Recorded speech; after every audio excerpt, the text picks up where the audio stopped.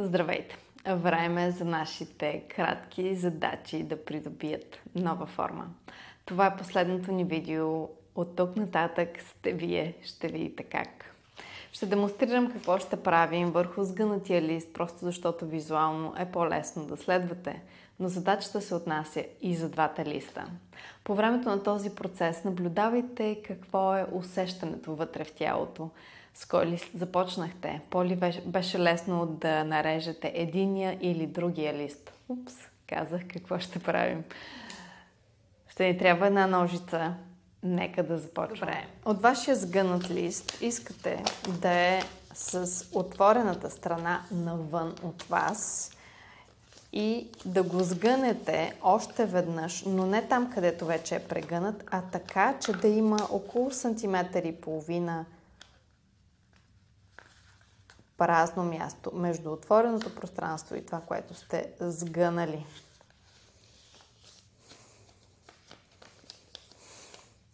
От тук започваме да режем на около сантиметър линии. Минаваме сгънатото пространство и спираме на малко разстояние от линията. Има около, да речем, 6-7 мм.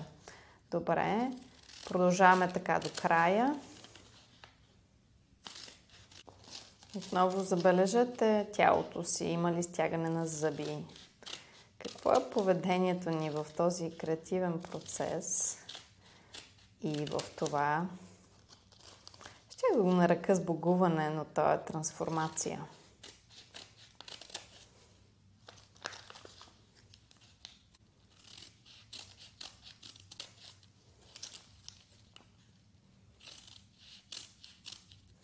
Добре, когато стигнем края на листа и сме нарязали всички листи, не го отваряме, но го обръщаме към нас, така че отворената част да е към нас. От тук вдигаме само горния слой и започваме, като отборяваме 1, 2 и режем на второто, без да режем сгънатите части. Просто искаме тази отрязана линия да продължи. И отново 1, 2, режем. 1, 2, режем.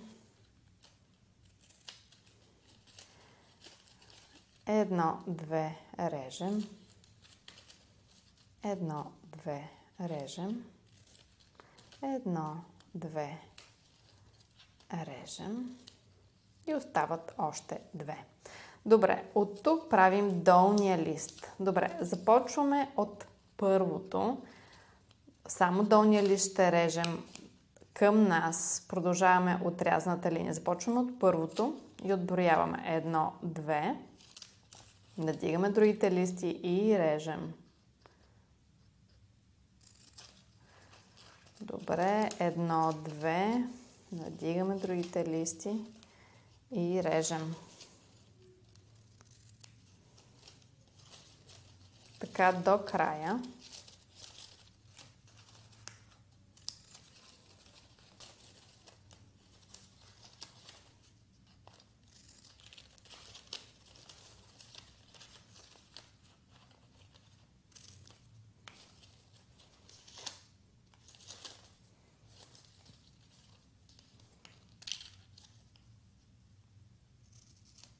Добре. Стигнахме края и сега е време да отворим. Когато имаме нашия лист, започваме да го нагъваме. Нагъваме го по начин, по който е подходящо за хартията, която имаме. Това зависи от фибрите, с които е направена и много други неща. Така че първо можем да започнем с нагъване около пръстите, после можем да пробваме с нагъване около самата хартия. Този процес е много бавен, така че ако желаете си направете чаша чай, кафе, пуснете си любимата музика, запалете си свещ и нека това бъде нещо приятно и медитативно за вас. Не бързайте да завършите процеса, не бързайте да направите този конец. Ето, изминахме определена дистанция и хартията започва да се отвива. Връщаме се и я навиваме още малко. Смачкваме я, навиваме я.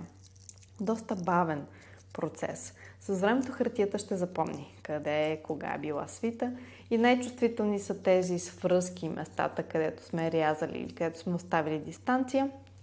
Просто внимавайте с тези неща и ако се скъса, не е голяма работа. Добре, най-умелия или как да кажа, най-добрият начин се получава, когато започнем ето така да въртим с пръсти около хартията и тя става изключително тънка и намачкана, но това е също и най-трудоемкия. Отнема много време. Ето вижте каква е разликата. Надявам се, че фокусира. Отнема много време. Това е за търпеливите. Вашата задача през идната седмица е да трансформирате този лист, този конец в нещо друго.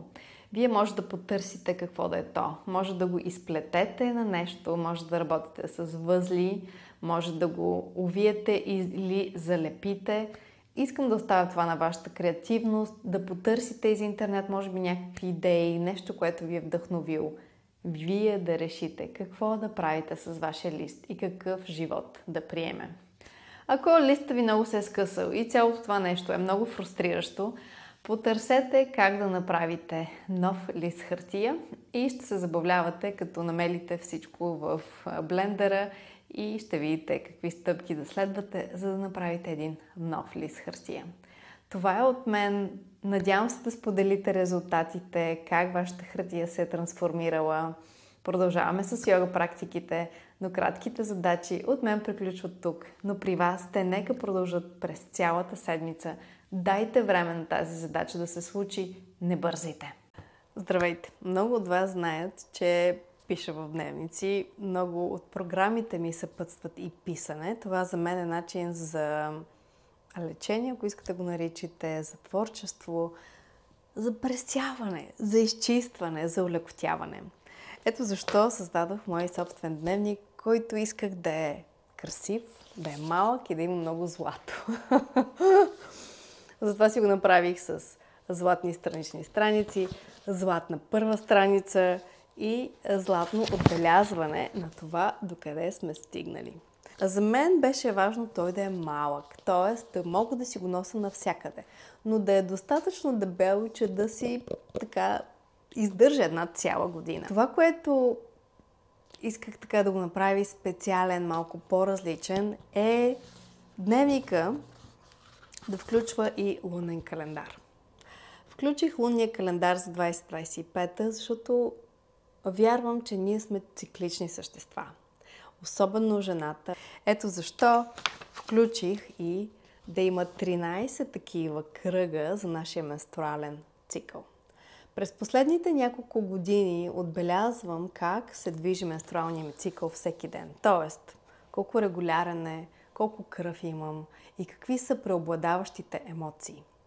Забелязвам, че на ден 7, примерно, съм най-креативна и си запазвам този ден, за да създавам неща, които ще продължа да развивам през този месец. Също така 20 ден първи е най-зле. Отказвам всякакви социални срещи. Опитвам се да не водя много практики, защото тогава заеквам, трудно ми е, има много гняв в мен.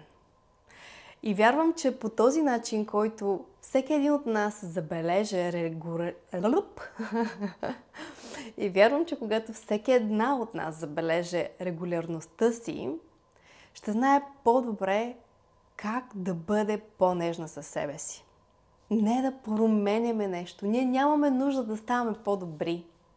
Ние имаме нужда да бъдем по-добри с вътрешния си глас, да си говорим по-щиро, да бъдем по-малко самокритични. И вярвам, че това се случва, когато забелязваме нашия менструален цикъл. И дори да нямаме елемента кръв от нашия менструален цикъл, всички живеем в цикличност. Не можем да отхвърлим сезона навън. Не можем да отхвърлим сезона вътре в нас. Ако имаме дете малко, то е различно от ако имаме дете тинейджър или ако въобще нямаме деца. Това са нашите вътрешни сезони, с които се движим и е хубаво да забелязваме нашата цикличност, за да уважим първо това, кои сме ние, а не просто да излизаме и всичко е перфектно, много съм добре, да демонстрираме това, което искаме, а всъщност вътре нещо да ни изяжда. Добре, това е този малък тефтер, тетрадка, дневник. Наричам я нейната сила. Пожелавам ви тя да ви даде сила. И ако не искате да си закупувате този дневник, направете го просто част от вашата практика. Вие сами може да си начертаете един кръг с дните и да отбелязвате как се чувствате. Ще забележите, че има цикличност, ще забележите, че повтаряте, ще забележите, че имате сила в определени дни.